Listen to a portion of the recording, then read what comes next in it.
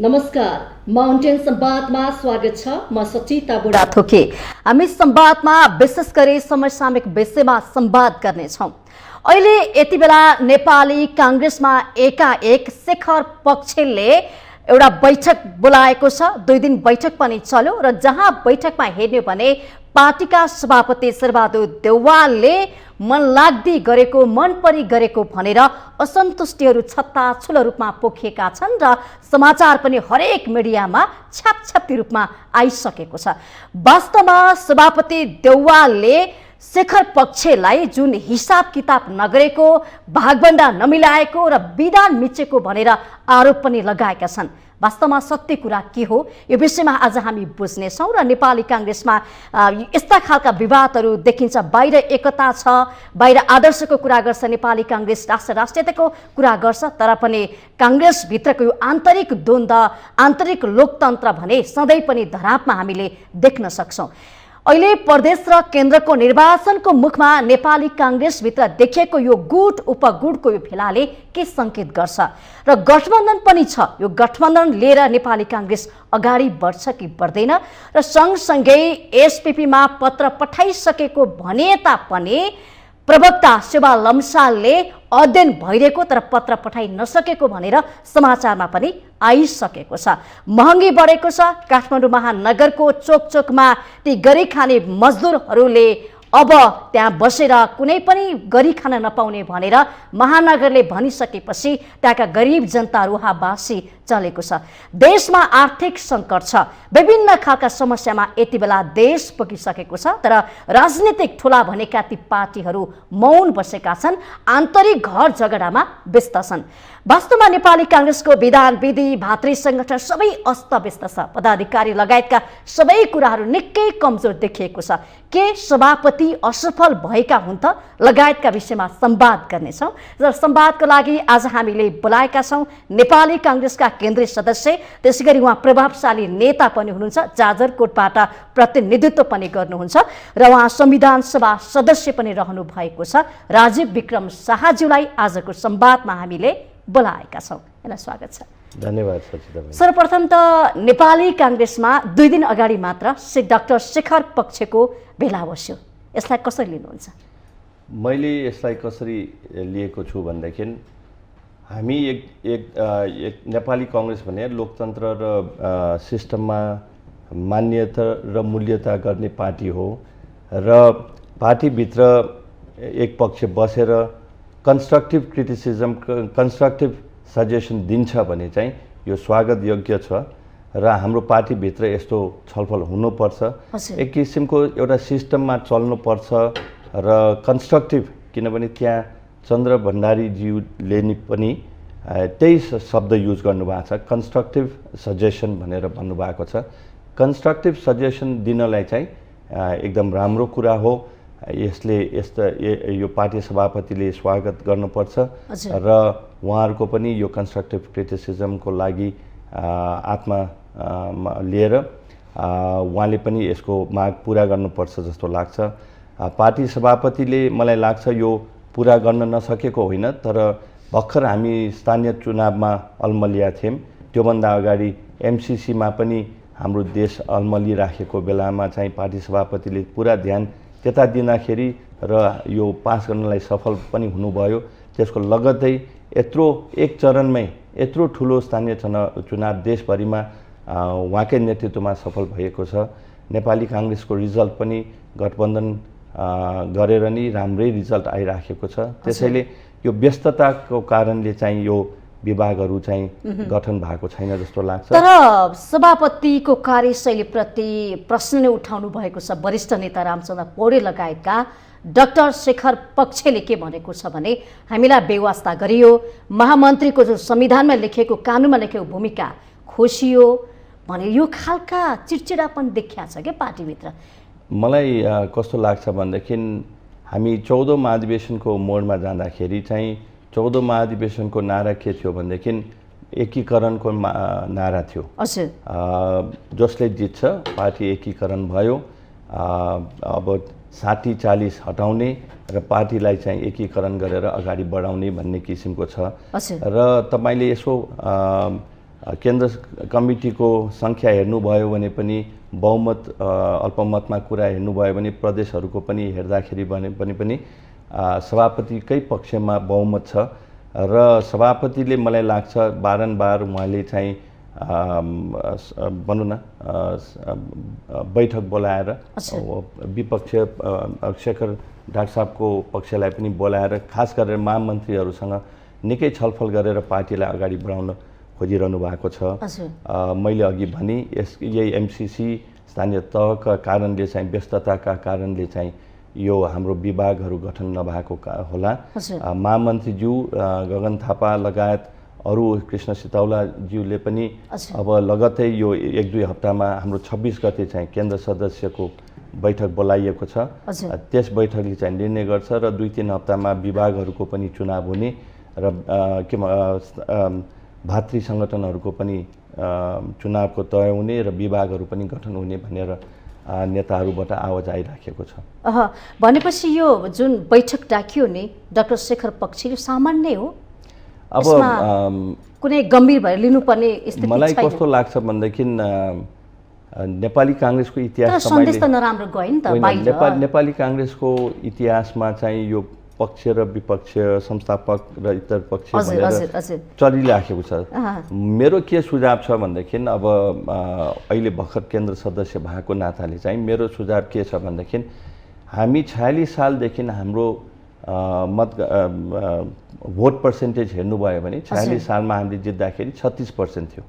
अहिले last election 74 सालमा पनि हाम्रो 36% को 36% मै भइराखेको छ। र देशले चाहिँ अब मेलाम्ची म भर्खर लगभग 30 वर्ष अगाडि चाहिँ म भर्खर अमेरिकाबाट पढेर फर्केर आउँदाखेरि के आफ्नै देशमा केही गर्नुपर्छ भनेर भन्दाखेरि त्यो बेलामा कृष्ण प्रसाद भट्टराईज्यू चाहिँ प्रधानमन्त्री हुनुहुन्थ्यो र 2 वर्षमा चाहिँ मेलाम्चीको खानेपानी हामी काठमाडौँ बासिन्दालाई खुवाउँछु भनेर भन्नुभएको थियो। अब लगभग 30 वर्ष गएर पनि भर्खर मेलाम्चीको खानेपानीको सङ्ख्या आइराखेको छ। यस्तो गरेर हाम्रो विकास एक आपसमै झगडा गरेर हाम्रो विकासहरू नभइराखेको देखिएको छ र जनताले पनि अब अहिले भर्खर स्थानीय चुनावको काठमाडौँको मेयरको रिजल्ट हेर्दाखेरि पनि पुरानो पार्टीहरूलाई चाहिँ विश्वास चाहिँ गर्ने तर डेलिभरी मेकानिजम नभएको कारणले चाहिँ अलिकता अब नयाँ मेयर छानिएको अवस्था देखिराखेको छ।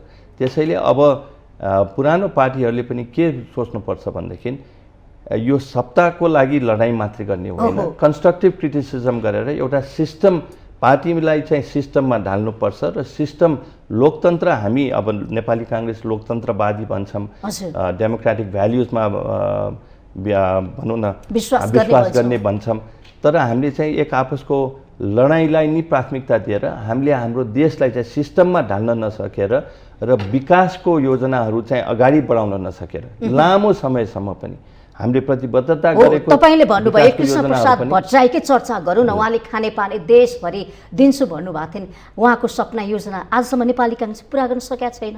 त्यसैले अब हाम्रो नेपाली काङ्ग्रेसको बस चाहिँ उहाँको मुद्दा हो नि यो इस्यु त खास। हाम्रो नेपाली काङ्ग्रेसको बस चाहिँ यतातिर लग्नुपर्छ जस्तो लाग्छ। एक आपसमा को सत्तामा जान्छ, कसले पद पाउँछ, कसले यो पद पाउने, कसले त्यो पद पाउने, भोलि कसले टिकट पाउने भन्दा पनि देश चाहिँ सिस्टममा ढाल्नुपर्छ र यो जिम्मेवार पार्टी नै सिस्टममा चल्दैन भने देश कसरी सिस्टममा चलाउन सकिन्छ त? पार्टी सिस्टममा किन सभापतिको पार्टी सञ्चालन गर्ने तरिका ठिक भएन, विधि विधान मिच्नु भयो, आरोप त पटक पटक लागेको छ। अस्ति मात्रै धेरै नेताले आरोप लगाउनु भयो, प्रतिवाद गर्नुपर्छ भनेर नेताहरू उत्रिए।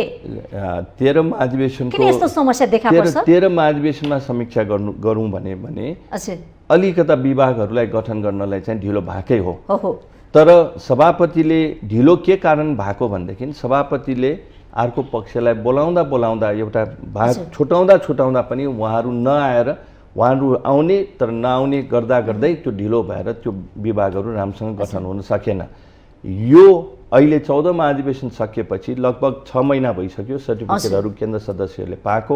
तर तपाईहरुलाई पनि थाहा छ यो एमसीसीमा हामी केन्द्रित हुनु पर्यो, त्यसपछि स्थानीय तहमा केन्द्रित हुनु पर्यो, प्रधानमन्त्रीको दायित्व त्यतातिर जानु भएको भएर तर निर्देशनहरू महामन्त्री उपसभापतिहरूलाई दिएकै छ। तर उपसभापतिमा पनि पूर्णबहादुर खड्कालाई बढी जिम्मेवारी दियो रे, धनराज गुरुङलाई दिएन रे, महामन्त्रीको अधिकार विधानको अधिकार खोसियो रे, यतिसम्म आरोप लगाइएको छ के सभापतिज्यूलाई। के हो वास्तवमा तपाईँ पनि एउटा जिम्मेवार नेता हुनुहुन्छ पार्टीको, यस्तै व्यवहार छ पार्टीभित्र? मलाई त्यस्तो लाग्दैन। एउटा के हुँदो रहेछ भन्दाखेरि हामी लोकतन्त्रमा विश्वास गर्ने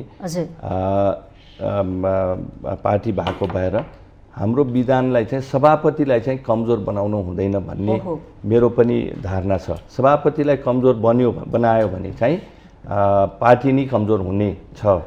केही बढी अधिकार चाहिँ सभापतिलाई दिनुपर्छ जस्तो लाग्छ र सकेसम्म उहाँले अब सभापतिलाई अधिकार दिएपछि चाहिँ उहाँले रोजेको उपसभापतिलाई चाहिँ सभापतिले पनि विधान मिच्दै जाने हो भने मलाई लाग्दैन उहाँलाई सफल बनाउने सपोर्ट गर्ने त उहाँले विधान मिचिराख्नु भएको छ भनेर उहाँले निर्देशन दिएको छ उपसभापति लगायत महामन्त्रीज्यूहरूलाई महामन्त्रीज्यूहरूलाई चाहिँ कि यो विभाग गठन गर्नु। हाम्रो 2-3 हप्ताभित्रमै हाम्रो अब नेपाल प्रेस युनियनकै चुनाव हुन गइराखेको छ। विभिन्न पार्टी सङ्गठनको पनि चुनाव हुन्छ। उहाँ महामन्त्रीज्यू लगायत उपसभापति सभापतिज्यूकोबाट पनि पक्ष कृष्ण सिताउला लगायत विभिन्न नेताहरूको पनि आवाज 2-3 हप्तामा हाम्रो यो चुनावहरू सुरु हुन्छ भनेर लगाएको छ।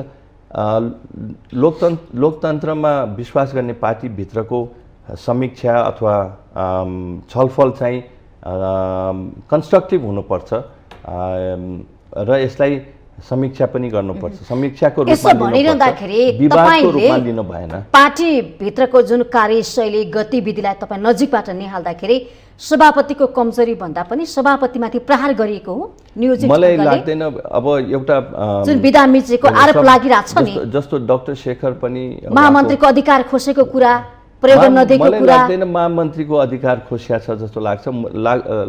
अहिले अधिकार प्रयोग गर्न पाउनु भएन रे महामन्त्रीज्यूहरूले। पार्टी सभापतिले लगभग धेरै जस्तो सुझाव अब जस्तो एमसीसीकै जिम्मा धेरै जस्तो गगन थापा महामन्त्रीज्यूलाई नै दिएको छ। सल्लाह गरेर नै अगाडि बढिरहनु भएको छ। अलिकता बढी र कम सल्लाह चाहिँ भयो होला। त्यो त अवश्य रूपमा अलिकता विश्वास गर्ने मान्छेसँग लाई चाहिँ बढी सल्लाह लिन्छ। अलिकता भनौँ न पार्टीभित्र एक्टिभ छ त्यसले पनि प्रभाव पार्छ। भनौँ न समय परिस्थिति र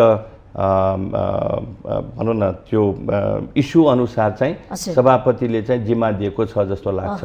पाहा गर्नु भएको छैन मलाई लाग्दैन। आफ्नो नजिकको मान्छेलाई चाहिँ च्याप्ने हैन, सत्तामा शक्तिमा पुर्याउने। अलिकता उहाँले चाहिँ अलिकता आफ्नो सचिवालयलाई चाहिँ व्यवस्थित गर्नुपर्ने देखेकै छ।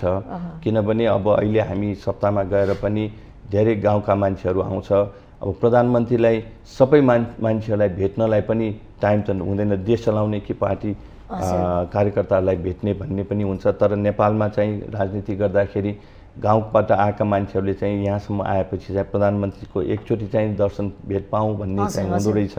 त्यो चाहना हुँदो रहेछ प्रधानमन्त्री पार्टीको सभापतिलाई चाहिँ।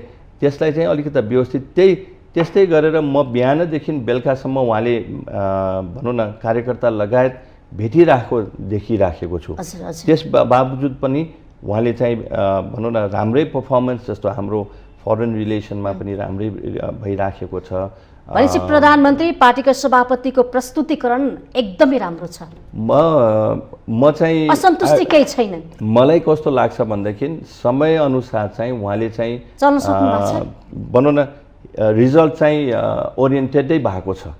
अब सबैलाई चाहिँ एउटा कुरा के बुझ्नुहोस् भन्दाखेरि नेपाली काङ्ग्रेसभित्र चाहिँ हामीले आफूलाई बढी महत्त्वाकांक्षा दिएर हाम्रो विचार, हाम्रो धारणा, हाम्रो एजेन्डालाई चाहिँ बढी भन्न महत्त्व जस्तो विकासको योजनाहरू हामीले आफ्नो पार्टीभित्र पोजिटिभ वेमा कन्स्ट्रक्टिभ वेमा चाहिँ अगाडि बढाउनुपर्छ। हामीले चाहिँ हामीलाई व्यक्तिगत रूपमा आफूलाई केन्द्रीकृत गरेर चाहिँ आफूलाई बढी महत्त्वाकांक्षी दिएर चाहिँ हामीले चाहिँ हाम्रो राजनीति गरिराखेको कारणले चाहिँ हामीले चाहिँ यो अवस्थामा पुगेको होला। तर तपाईले यसो हेर्नुस्, अब 14औं महाधिवेशन शेरबहादुर देउवा प्रधानमन्त्री भएपछि अथवा सभापति भएपछि लगभग विभिन्न घटनाक्रमहरूले चाहिँ उहाँले चाहिँ बिस्तारै बिस्तारै ट्याकल गरेर सफलै हुनुभएको छ। अब अलिकता समय आएको छ विभागहरू गठन गर्नलाई, तर उहाँलाई त्यो सङ्घ र प्रदेशको पनि चुनावको पनि चाप छ, गठबन्धनलाई पनि म्यानेज गर्नुपर्ने छ। यो कुरा सबैले गर्दाखेरि उहाँलाई पनि सजिलो छैन। साथीहरूले पनि यो बुझ्नुपर्छ। अवश्य रूपमा उहाँहरूको अधिकार हक अधिकार छ कि यो छलफल गराउनलाई, आफू साथी मन मिल्ने साथीहरूसँग छलफल गराउने त it's a good thing, negative कुरा होइन। तर यसको समीक्षा, त्यो बैठकको समीक्षा गरेर एउटा पार्टी सभापतिसँग भेटघाट कार्यक्रम राखेर त्यसको समीक्षा गरेर एउटा निष्कर्ष निकाल्नुपर्छ जस्तो लाग्छ। उहाँहरूको पनि उद्देश्य नेगेटिभ छैन जस्तो लाग्छ। पार्टीलाई बलियोनी बनाउने उहाँहरूलाई पनि चिन्ता छ होला। अब सङ्घ र प्रदेशको चुनाव पार्टी त कमजोर हुन्छ नि होइन। यो त लोकतन्त्रमा भित्र छलफल गरेकोलाई अन्तर्वार्ता गरेकोलाई चाहिँ कसरी नेगेटिभ न्युज जान्छ? अब उहाँले चाहिँ मार्गदर्शन गर्छ होइन, कन्स्ट्रक्टिभ क्रिटिसिजम गरिरहनु भएको छ। त्यो मिटिङको मा उपस्थित भएका व्यक्तिहरूले नि यो कन्स्ट्रक्टिभ क्रिटिसिजम, कन्स्ट्रक्टिभ समीक्षा भएको छ भनेपछि त यो त नेगेटिभ रूपमा लिनु भएन नि त। भनेपछि पार्टी सभापतिले सबैलाई समान व्यवहार गर्नु भएको छ, विभेद छैन त्यसो भए? मलाई लाग्दैन, किनभने शेरबहादुर दाई उहाँ चाहिँ एकदम सिजन्ड पोलिटिसियन हुनुहुन्छ। उहाँ देशबाट धेरैचोटि प्रधानमन्त्री पनि भइसकेको छ, उहाँलाई थाहा छ कसरी कोसँग के डिल गर्नलाई, र समय परिस्थिति अनुसार घटना विचारको क्रम अनुसार उहाँले ट्याकल गरिरहनु भएको छ। र उहाँले चाहिँ अहिले अब यो लास्ट हो उहाँको, दुईचोटि हाम्रो विधानमा दुईचोटि मात्रै सभापति पाउने भएको भएर उहाँले बुझ्नु भएको छ कि यो लास्ट हो भनेर। त्यसैले उहाँले चिडाउनु भन्दा पनि मिलाउनुतिर लाग्छ भन्ने मेरो पुरा विश्वास छ।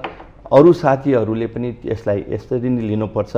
भागभन्दा मात्रै खोजेर पनि हुँदैन, 60-40 को अंशबन्दा मात्रै खोजेर हुँदैन। 60-40 को इक्वेजनै छैन, किनभनेदेखि 14औं महाधिवेशन पछि चाहिँ हामीले नारै के थियो भनेदेखि नेपाली कांग्रेसको एकीकरणको अबदेखि भागभन्दा हुँदैन, 60-40 हुँदैन, एकतामा बाँड्ने भन्ने किसिमको भएको भएर मेलमिलापको।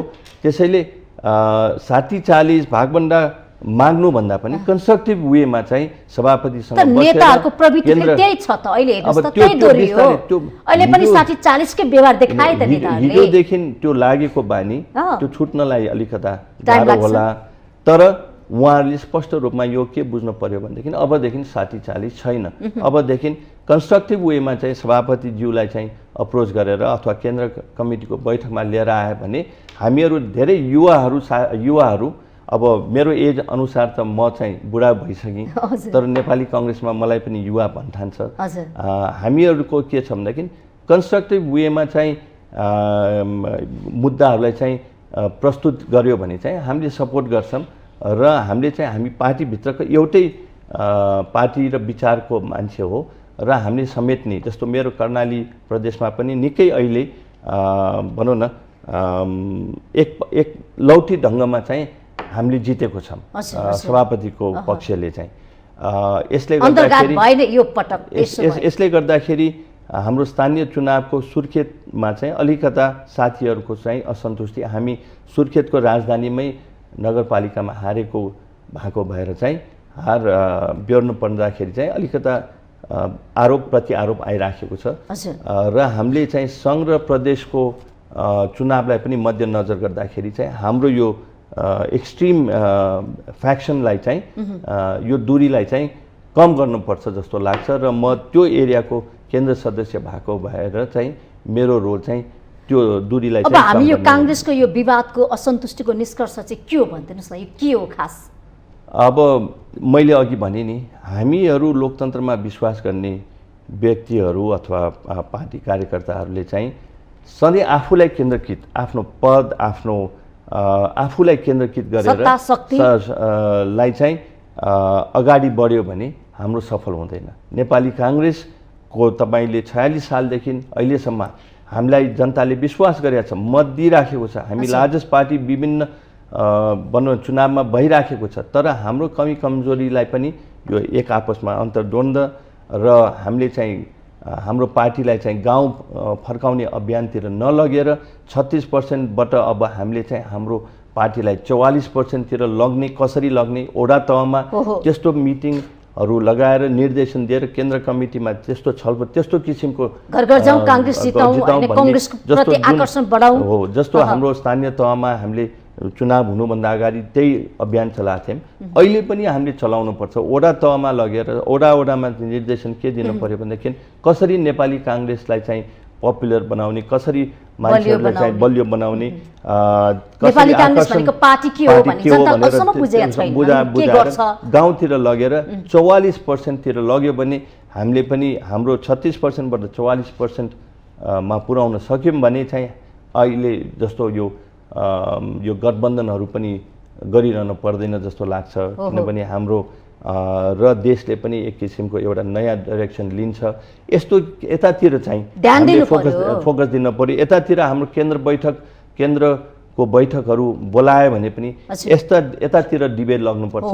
को मान्छेले कति % भाग पायो र को मान्छेले पाएन भन्नेतिर गर्यो, हामीलाई हेपो हेला गर्यो हैन, सौतिनी व्यवहार गर्यो, त्यो रुने कराउने भन्दा पनि त्यो लेभलको नेताहरूले त्यो कुरा त्यागेर अहिले किन यस्ता वरिष्ठ नेता भन्छौ गाउँतिर जाउँ न, गाउँतिर गएर कांग्रेस त्यतातिर भनौँ न कार्यकर्ताको मन जित्न लागौँ, कार्यकर्ताको समस्याहरू हल गर्न। किसानले धान रोपे कि रोपेन, अब अहिले विभिन्न किसिमका मुद्दाहरू छ, मल नपाएको कुरा छ हेर्नु। त्यसले गर्दाखेरि काठमाडौँको फोहोरको कुरा त छँदैछ। काठमाडौँमा हेर्नुहोस् त मकै अब काठमाडौँ महानगरले अब उठाइदियो, मकै बेचेर गरी खाने श्रमिक वर्गहरूले अब बेच्न नपाउने, सौन्दर्य हरायो भनेर त्यो कुरा पनि उठिरहेछ। यस्ता मुद्दामा चाहिँ किन कांग्रेसको ध्यान जान्छ? जनताको जनमुखी काम किन गर्न सक्दैन? एउटा होइन, हामी केही व्यक्तिहरू चाहिँ कांग्रेसमा आबद्ध भएको कुरा चाहिँ जनमुखी काम पनि गरिराखेका छन् ग्रासरुट लेभलमा। ओभरअल कांग्रेस पार्टीको ध्यान चाहिँ केन्द्रतिर गएर केन्द्रमा चाहिँ हामीले जति पोलिसीहरू ल्याउँछ, नीतिहरू ल्याउँछ, जनताको हितमै ल्याइराखेको छ। तर त्यो पोलिसीहरू चाहिँ जनतामा कसरी लागू गर्नेतिर चाहिँ त्यो चाहिँ ग्याप भइराखेको देखिरहेको त्यो चाहिँ ग्याप भइराखेको छ। जस्तो कम्युनिस्टहरू शासनमा आउँदाखेरि खालि पैसा बाँड्ने, आफ्नै पैसा आफ्नो धन सम्पत्तिको जस्तो गरेर पैसा बाँडेको छ नि, त्यसले चाहिँ त्यसरी हामी नेपाली कांग्रेस चाहिँ गरेका छैन। डाक्टर रामशरण महतले चाहिँ जहिले पनि जिम्मेवारी साथ हाम्रो बजेट निकालेको छ। मन जित्ने, पैसा बाँडेर अब तपाईँले नि अघि इस्यु उठाउनु भयो, महँगी बढिराखेको छ। यो महँगी बढेको चाहिँ यो कम्युनिस्ट सरकार नेकपाको सरकारले गर्दाखेरि यो महँगी बढिराखेको छ। हाम्रो चाहिँ प्रयास कतातिर, हाम्रो ध्यान चाहिँ कतातिर हुनु पर्यो भनेदेखि कम्युनिस्टले चाहिँ पैसा बाँडे जस्तो गरेर पैसा बाँड्नेतिर होइन, यो महँगीलाई चाहिँ मूल्य यो घटाउनेतिर चाहिँ हाम्रो प्रयास। तर कम्युनिस्टकै कार्यशैलीतिर नेपाली कांग्रेस आकर्षित भएको छ, विसर्जन भएको देखिन्छ नि त। होइन, यो हाम्रो कम्युनिस्टकै मुद्दामा रणनीतिमा पछ्याइरहेछ नेपाली कांग्रेस। हाम्रो आफ्नो मूल्य, मान्यता, आदर्श, सिद्धान्त खोइ त नेपाली कांग्रेसको हराइसक्यो। हामीले अहिले चाहिँ हामी हेर्नुस् सत्तामा नगएसम्म हाम्रो कार्यकर्ताहरूको पनि संरक्षण हुन सक्दैन। खास गरेर जहाँ म राजनीति गर्छु कर्णाली प्रदेशमा चाहिँ त्यो लाल किल्ला नै हो। 10 वटा जिल्लामा धेरै जस्तो तपाईँले अब अहिले 1 in a million भने जस्तै एउटा प्रदेशमा जितेको छ, एउटा जितेर उहाँ मुख्यमन्त्री जीवनबहादुर शाही भएको छ कि त्यस्तो भाग्य लिएर आउनु पर्यो। तर त्यो सधैँ एउटा मात्रै पद जितेर मुख्यमन्त्री पाउने होइन। त्यसैले त्यतातिर तपाईँले हेर्नुभयो भने चाहिँ हाम्रो कार्यकर्ताहरूलाई चाहिँ धेरै पेलान पाइराखेको छ हरेक कुरामा, हरेक अब जागिरमा भनौँ न अफसर पाउनुमा धेरै कार्यकर्तादेखि नेता कसैको व्यवस्थापन छैन के, लथालिङ्ग स्थिति छ। भातृ संगठनहरू नेपाली कांग्रेस लगतै त्यो सँगसँगै हाम्रो पनि पक्ष र विपक्ष गर्दाखेरि त्यसमा पनि हामी विभाजित छौँ। त्यसलाई व्यवस्थित गर्नुपर्ने छ। केन्द्र शीर्ष नेताहरूले चाहिँ त्यतातिर ध्यान दिनुपर्छ र हामी चाहिँ त्यो ठाउँमा कमजोर छ, त्यसैले त्यो ठाउँमा चाहिँ कम्युनिस्टहरूलाई नि छोडिदिउँ भन्ने विचार गर्यो भने चाहिँ हामी राष्ट्रिय पार्टी हुन सक्दैनौँ। त्यसैले अब टिकट लिँदाखेरि पनि दिँदाखेरि पनि हामीले विचार गरेर काङ्ग्रेसलाई कमजोर गरेर दिन हुँदैन जस्तो लाग्छ। अब प्रदेश र केन्द्रको निर्वाचन आउँदैछ, तपाईँले पनि चाहना देखाउनु भएको छ, अब तपाईँ केमा उम्मेदवार दिँदै हुनुहुन्छ? अब मेरो अहिलेसम्म म यो मेरो तेस्रो चुनाव हुन्छ। पहिलो 70 सालमा मैले प्रत्यक्षमै सङ्घमा टिकट पाएर मैले जितेको थिएँ। गठबन्धनको कारणले 74 सालमा म पराजित हुन गएँ। तर मेरो भोट सङ्ख्या हेऱ्यो भने नेपाली काङ्ग्रेस फर्स्ट पार्टी नै हो। समानुपातिकले चाहिँ जनाउँछ। समानुपातिकको भोट सङ्ख्या हेर्नुभयो भने चाहिँ नेकपा माओवादीको चाहिँ 13,000 चान्स हुन्थ्यो, दुई क्षेत्रै मिलाएर। एमालेको चाहिँ 17,000 चान्स हुन्थ्यो। त्यसले गर्दाखेरि 13 र 17,000 लगभग गर्दाखेरि चाहिँ माननीय मन्त्री शक्ति बस्नेतज्यूको चाहिँ 31,000 भएको थियो। नेपाली काङ्ग्रेसको समानुपातिक भोट चाहिँ 20,000 चान्स हुन्थ्यो र प्रत्यक्षमा मेरो भोट लगभग 24,000 चान्स हुन्थ्यो, पार्टीभन्दा पनि बढी भएको भएर। त्यसैले अहिले गएको स्थानीय चुनावले पनि के देखाएको छ भनेदेखि नेपाली काङ्ग्रेस चाहिँ फर्स्ट पार्टी हो। किनभने हामी गठबन्धन गरेर पनि नेपाली काङ्ग्रेसले उठाएको सिटहरूमा चाहिँ हामीले जित्यौँ। एउटा सिट बाहेक अरू 7वटा पालिकामा 6वटा पालिकामा हामी सफल भयौँ। तर नेकपा माओवादी चाहिँ 3टा अध्यक्ष र 4वटा उपाध्यक्षमा चाहिँ उहाँले चाहिँ खालि 4वटा सिट मात्रै जित्न सक्नुभयो। त्यसले के देखाउँछ भनेदेखि नेपाली काङ्ग्रेस जाजुकोट कर्णाली प्रदेशमा चाहिँ जाजुकोटमा चाहिँ हामी बलियो नै छौँ, हामी फर्स्ट पार्टी नै हो। त देशभरि बलियो हुन सक्छ त नेपाली काङ्ग्रेस? जस्तै तपाईँले आफ्नो जिल्ला कब्जा गर्नुभएको छ नि, नेपाली काङ्ग्रेस नै हो पहिलो र जनता पनि नेपाली काङ्ग्रेसलाई जिताउन चाहन्छन्, जनमत छ भन्नु भने अन्य जिल्लाहरूमा नेपाली काङ्ग्रेसप्रतिको जनमत छ त, आकर्षण छ? अहिले स्थानीय चुनावको रिजल्टले हेर्दाखेरि चाहिँ नेपाली काङ्ग्रेसलाई नै फेभर गरेको छ। र अब जस्तो त्यही रिजल्टलाई हामीले चाहिँ मध्यनजर गरेर समीक्षा गरेर राम्रो क्यान्डिडेटहरू, हामी मास बेस पार्टी हो। तपाईँले भने जस्तै यो 60-40 को आधारमा भन्दा पनि पपुलर क्यान्डिडेटहरूलाई समीक्षा दुईटै नेताहरू बसेर पपुलर क्यान्डिडेटहरूलाई चाहिँ अगाडि सारेर अगाडि बढ्यो भने नेपाली काङ्ग्रेसको अवश्य रूपमा प्रदेश र केन्द्रमा पनि बहुमत ल्याउन सक्छ। बहुमत ल्याउन हामी अब गठबन्धन त छ, गठबन्धन गरेर जाने हो। त्यसो भए अहिलेसम्म चाहिँ के देखिया छ भनेदेखि गठबन्धनकै फोकस भइराखेको छ। त्यसमा पनि डिबेट चलिराखेको छ। केन्द्रको बैठक 26 गते भइराखेको छ। त्यसमा विभिन्न साथीहरूले चाहिँदैन गठबन्धन भनिरहेछ। अब गठबन्धनको छलफल हुन्छ। जस्तो स्थानीय तहमा पनि हामीले चाहिँ सभापतिले एकलौटी ढङ्गले चाहिँ निर्णय गरे होइन नि त। हामीलाई चाहिँ लगभग 77वटा जिल्लामा चाहिँ केन्द्र सदस्यहरूलाई पठाएर 1 महिनाको अभियानबाट फर्केर आएपछि चाहिँ गठबन्धनको आवश्यकता छ भनेपछि हामीले गठबन्धन गरेर अगाडि बढेको हो।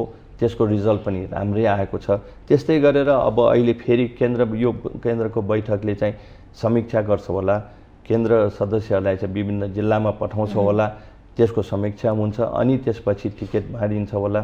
गठबन्धनको आवश्यकता छ। टिकटमा टिके प्रथा त हुँदैन नि, टिका लाएर दिने। अब अघि मैले भने नि हामी मास बेस पार्टी हो। गुट र उपगुटले टिकट पाउनु भन्दा पनि पपुलर व्यक्तिले चाहिँ टिकट पाउनुपर्छ, काम गरेको व्यक्ति गर्न सक्ने। यसमै नेपाली काङ्ग्रेसको हित छ।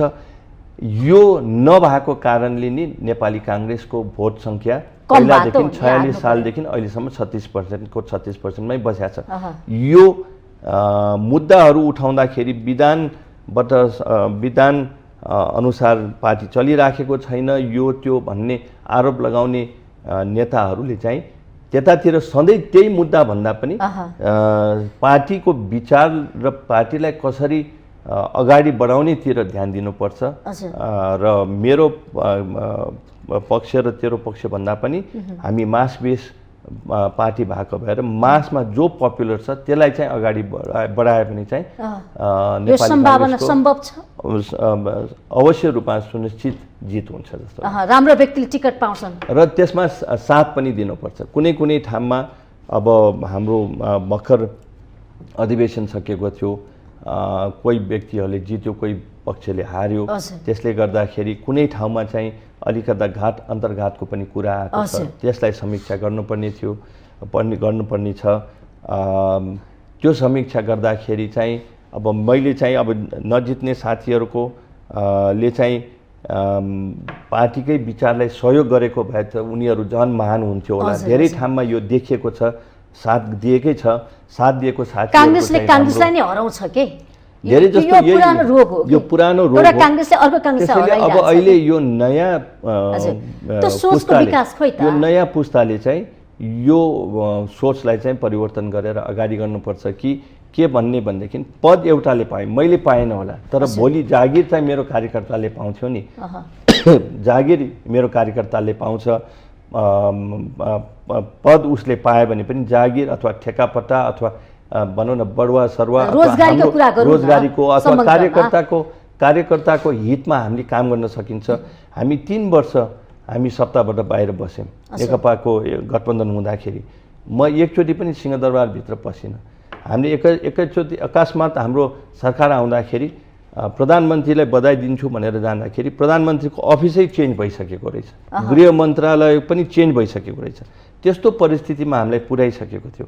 त्यस्तो परिस्थितिलाई हामीले मध्यनजर गरेर हाम्रो कार्यकर्ताको भावनालाई सम्झेर जसले हामीलाई ग्रासरुट लेभलमा बसेर हामीलाई सधैँ यो पक्ष त्यो पक्ष नबनेको आम जनताको कार्यकर्ताको भावना बुझेर हामीले चाहिँ नेपाली कांग्रेसलाई अगाडि बढाउनुपर्छ। युवा जेनेरेसनहरूले पनि यसरी नै हामीले युवा जनजाति महिला सबैलाई अवसर अर्थपूर्ण सहभागिता र भूमिका खेल्न उनीहरू जस्तो मेरो जिल्लामा म सधैँ के भन्छु भन्दाखेरि मैले लगभग 24,000 चान्चुन भोट पाएँ। पद महाधिवेशनमा पद पाउने केही हजार व्यक्ति मात्रै होला, तर मेरो दायित्व त अरू 23,000 व्यक्तिमा छ नि। त्यो व्यक्तिहरूलाई चाहिँ मैले कसरी भनौँ न उनीहरूको काम गर्ने, उनीहरूको समस्यालाई कसरी त्यतातिर हाम्रो ध्यान दियो। नेताहरूले चाहिँ त्यसरी सोचेर हामीले चाहिँ कुन पद पायो, कुन भाग बन्न पायो त्यतातिर मात्रै ध्यान दियो भने नेपाली कांग्रेसको चाहिँ भविष्य छैन। किनभने अहिले जुन पढ्या लेख्या ठाउँमा अब जस्तो बालन स्वतन्त्रबाट जितेको त्यो रिजल्ट के कारणले चाहिँ त्यो फ्रस्ट्रेसन डेलिभरी मेकानिजम नभएर हामी पुरानै मुद्दामा हामी अड्केर हाम्रो डेलिभरी मेकानिजम फेल भएको कारणले चाहिँ नेपाली कांग्रेसले चाहिँ अलिकता पछाडि पर्नु परेको हो। यसलाई अलिकता 50 वर्ष पनि भएको थियो नेपाली कांग्रेसले अंश बन्न माग्थ्यो। आजको दिनमा पनि त्यही कुरा गर्छ, भोलि पनि त्यही कुरा गर्छ। नेपाली कांग्रेसले किन जिताउने? त्यसैले हामीले चाहिँ यसमा चाहिँ ध्यान दिनुपर्छ। खास गरेर म सधैँ भन्ने गरेका छु 13 महाधिवेशनमा हाम्रो टार्गेट के थियो भनेदेखि नयाँ फेसहरू, नयाँ व्यक्तिहरू चाहिँ केन्द्र कमिटीमा पठाउने। त्यसमा मेरो पनि आकांक्षा थियो, तर पछि म हुन सकेन। 13 महाधिवेशनमा हामीले केही युवाहरूलाई चाहिँ केन्द्र सदस्य बनाउनमा पनि सफल भयौँ। 14 महाधिवेशनमा युवा व्यक्तिहरू चाहिँ पदाधिकारीमा पनि अब त्यसले गर्दा युवाहरूको सोच के त अब यस्तै भागभन्डा माग्ने कि विकास गर्ने, दायित्वको कुरा गर्ने, जनमुखी काम गर्ने त्यतातिर हामीले ध्यान दिनुपर्छ। त्यसैले हामीले चाहिँ अब यो महँगी घटाउने कुरा लगायत हाम्रो अहिले हाम्रो अब अर्थतन्त्र पनि डामाडोल छ, त्यसलाई कसरी हल गर्ने, आर्थिक गतिविधि कसरी चलायमान गराउने, होटलहरू, पर्यटन क्षेत्र, कृषि क्षेत्र, किसानले धान रोप्न पाएका छैनन्, विभागहरू गठन गरेपछि डुबानको समस्या छ, पहिरोको समस्या छ, जस्तो विभिन्न विभागहरू गठन गरेपछि विभागको नेतृत्व संयोजकहरूले चाहिँ यो आफ्नो विभाग अनुसार यिनीहरू छलफल चलाएर समीक्षा गरेर अगाडि बढ्न सक्छ जस्तो लाग्छ। त्यसैले अब यतातिर चाहिँ पार्टीले ध्यान दिनुपर्छ। पक्ष र विपक्षको मुद्दा भन्दा पनि कन्स्ट्रक्टिभ वेमा तर नेताहरू बैठक बस्न सुझाव के दिन्छन् भने नि आफ्नो नेतृत्वलाई हामीलाई यति भाग चाहियो, त्यो सुझाव होइन। सुझाव त यो दिनु पर्यो, जनताले खान पाएको छैनन्, भोगभोकै बस्नु परेको छ, जनताको दैनिकी चलेको छैन, बेरोजगारको समस्या बढेको छ, रोजगार गुमेको छ, त्योतिरको सुझाव भन्दा पनि मैले यो पाइनँ त्यो पाइनँ यस्तो खालको सुझाव आयो के पार्टी? यो व्यथा नेपाली कांग्रेसमा मात्रै होइन, उपचार कहिले हुन्छ त यो भन्नुहोस् त? व्यथा नेकपा एमाले भित्र पनि छ, माओवादीमा माओवादी नि भित्र छ, पनि छ। जसपामा फुट्न लागिसक्यो। हाम्रो नेपाली साइकीमै यही छ। हामीले कानुन बनाउँदाखेरि पनि हामीले चाहिँ हामीलाई केन्द्रीकृत गरेर हामीले पोलिसी बनाउँछौँ। केही गरेर तपाईँलाई म उदाहरणको रूपमा केही गरेर हाम्रो केही मुद्दा पर्यो भने एउटा मुद्दा परेपछि त एउटा जुडिसियरीले निर्णय गर्छ नि, त्यो जुडिसियरीलाई चाहिँ बलियो बनाएर त्यो जुडिसियरीले चाहिँ न्याय दिन्छ भनेर हामी सोच्दैनौँ। जुडिसियरीमा हामी के खोज्न जान्छौँ भने हाम्रो न्यायाधीश छ कि, हामीले प्रभाव पार्न भनेर। त्यसैले हामीले सामान्य जनताले पनि के नेपालीको साइकीमै के छ भनेदेखि हामीले चिन्जान हाम्रो सिफारिसबाट हुन्छ कि एउटा सिस्टमपट्टि विश्वास नगर्ने, सिस्टम बसाल्न नखोज्ने, सिस्टमको धजी उडाउने, आफ्नो चिनेको मान्छे छ कि भनेर भ्रष्टाचार गरेको मान्छे, अपराध गरेको मान्छे हैन बचाउने। त्यसले गर्दाखेरि हाम्रो देशले पनि यो लोकतन्त्रको राम्रोसँग अनुभूति गर्न पाएको छैन। अब आउने नयाँ पुस्ता नेतृत्व गर्ने नयाँ पुस्ता नेताहरूले चाहिँ यतातिर ध्यान दिनुपर्छ, जनता केन्द्रित हुनुपर्छ। हामीले चाहिँ यसरी सोच्यो भने चाहिँ हामीले चाहिँ हाम्रो देशले चाहिँ केही एउटा निकास पाउँछ र बाटो लिन सक्छ। त्यति मात्र होइन, यो स्थानीय तहको निर्वाचनमा जसरी जनताले झापड देन ठुला भनेका पार्टीहरूलाई यदि ती पार्टीका राजनीतिक गतिविधि कार्यशैलीहरू नेताको त सोचमा परिवर्तन आएन, रूपान्तरण भएन भने यो प्रदेश र केन्द्रमा पनि जनताले स्वतन्त्र जिताउँछन्। सोच्नु पर्दैन कोही त नयाँ कुरा दिन सकेको। प्रदेश र सङ्घको चुनावमा अलि फरक परिस्थिति हुन्छ, तर तपाईँले भनेको जस्तो एउटा जनताले चाहिँ नेताहरूलाई चाहिँ एउटा मेसेज स्पष्ट रूपमा पठाउन खोजिराखेको छ र यो स्थानीय चुनाव खास गरेर काठमाडौँको मेयरको रिजल्टले चाहिँ दिएको छ। अब राजनीति गर्ने मान्छेहरूले यसलाई समीक्षा गरेर कसरी विश्लेषण गर्ने, यस्तै 60-40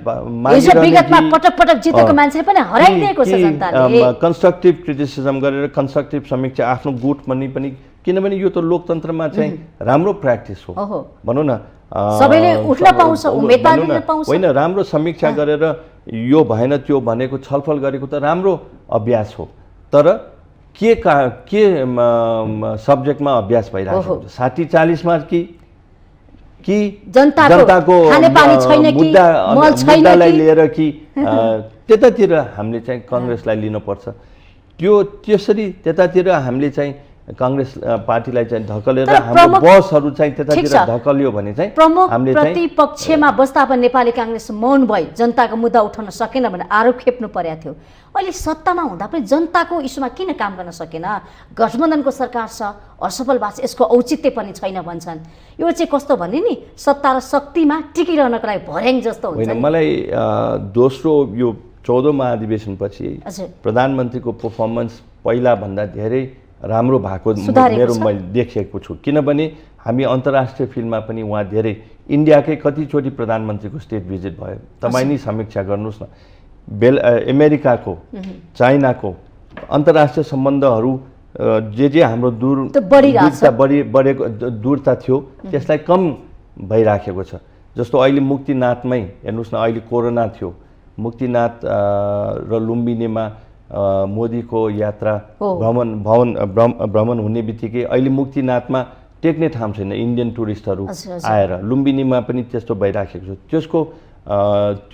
त्यसको श्रेय कसले लिने त? त्यो प्रधानमन्त्रीकै फरेन पोलिसी को भनौँ न इन्ट्रेस्टले नै अगाडि बढिराखेको छ। त्यस्तै गरेर अमेरिकासँग, त्यस्तै गरेर चाइना, हामीले कहिले पनि हामी युनिल्याटरली नै हामीले सपोर्ट भनौँ न वेस्टलाई प्रश्न उठाएको छ। चाइनालाई एसपीपीमा केही सम्झौता गर्ने हो कि? एसपीपीमा त्यहाँ आर्मीले समीक्षा गर्नुपर्ने, जुन किसिमले प्रेस कन्फरेन्स गरेको थियो स्ट्राटेजिक त्यो एसपीपीको त्यो शब्दले चाहिँ फरक पारेको छ। अब आर्मीको एक्सर्साइजहरू त ड्रिलहरू त भइरहन्छ नि, त्यो अब अमेरिकासँग आज गर्छ होला, भोलि चाइनासँग गर्छ होला। हामी त एउटा नन अलाइन पोलिसी लिएर अगाडि बढिराखेको देश हो नि त हिजोदेखि नै। त्यही पोलिसीलाई चाहिँ प्रधानमन्त्रीले चाहिँ निरन्तरता दिएको छ जस्तो लाग्छ। उहाँको क्रिटिकहरू, उहाँको विरोधमा लेख्ने पत्रकारहरूले पनि अहिले चाहिँ फरेन पोलिसीमा चाहिँ उहाँ सफल भएको छ। उहाँले ब्यालेन्स गरेको छ, चाइनालाई पनि ब्यालेन्स गर्नु खोजिरहनु भएको छ, अमेरिकालाई पनि ब्यालेन्स गर्नु खोजिरहनु भएको छ भनेर आवाज त उठिराखेको छ। हिजो उहाँलाई छिमेकी देशको सम्बन्धलाई चाहिँ एउटा सन्तुलित राख्न राखिएको छ। त्यो सँगसँगै स्थानीय तहको चुनावमा पनि एक चरणमै भनौँ न यत्रो जस्तो मलाई एकै चरणमा त्यो चाहिँ अलिकता मलाई डर पनि लागेको थियो, किनभने मेरो जिल्लामा चाहिँ हामीले एउटा भनौँ न त्यसको त बुथलाई चाहिँ मोनिटर गर्ने कम्तीमा चाहिँ भनौँ न पुलिसको त सुरक्षा त हुनु पर्थ्यो नि, तर 4वटा 5वटा पुलिसले र 6-7वटा म्यादीले चाहिँ त्यो सम्पन्न गर्यो। कुनै अप्रिय घटना भएन एक दुई ठाउँ बाहेक। त्यो चाहिँ ओभरअल सक्सेस। अब चाहिँ तपाईँ उम्मेदवार बन्दै गर्दाखेरि तपाईँले चाहिँ एजेन्डा के बनाउनुहुन्छ जाजरकोटवासीको लागि चाहिँ? मैले चाहिँ के भन्छु भनेदेखि अब खास गरेर रोजगारको अब हामीले चाहिँ अब हेर्नुहोस् कोरोना आउँदाखेरि अहिले हामी कतातिर लाग्छौँ, केही नहुँदाखेरि हामी चाहिँ अमेरिका बेलायत सहरतिर लाग्छौँ गाउँका मान्छेहरू रोजगार खोज्नलाई। तर हामीलाई समस्या पर्दाखेरि भनौँ न कोरोना आयो, महामारी आयो, अमेरिकाबाट काठमाडौँ नेपाल फर्केर नेपालबाट चाहिँ आफ्नो गाउँतिर लाग्न थाल्यौँ नि। हिँडेर पनि पूर्वमा रोजगार खोजेको मान्छेहरू चाहिँ आफ्नै गाउँतिर लाग्यो नि। यसले के देखाएको छ भनेदेखि आफ्नै सबैभन्दा राम्रो र सुन्दर ठाउँ त आफ्नै गाउँ रहेछ नि त। र 18 वर्षसम्म अवसर पनि नेपालमै छ, आफ्नै गाउँमा छ, आफ्नै गाउँमा आफ्नै खेती गरेर आफ्नै घरको वरिपरि बसेर आफ्नै विकास हो। तर म भन्दैछु त्यसको लागि अब 18 वर्षपछि लगभग एक चरणको स्थानीय चुनाव सकेर एक कार्यकाल सकेर दोस्रो कार्यकालमा हामी प्रवेश गर्दैछौँ।